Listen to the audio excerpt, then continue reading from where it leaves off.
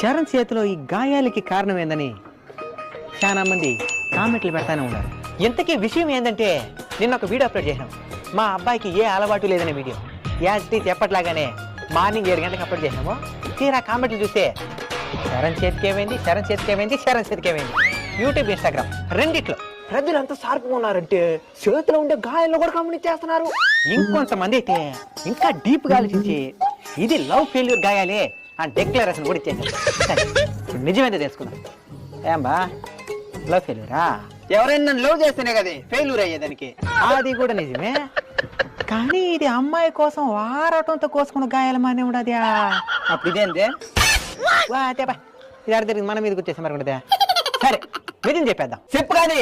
మా చేతుల మీద ఉండే ఈ గాయాలకి కారణం ఏదంటే మా గ్రామంలో జరిగిన అంకమ్మ తల్లి కొలుపు. ఆ ఉత్సవంలో భాగంగా జాట్లు వేసుకోవడం అనే కార్యక్రమం జరుగుతుంది. మీకు అర్థమయ్యే విధంగా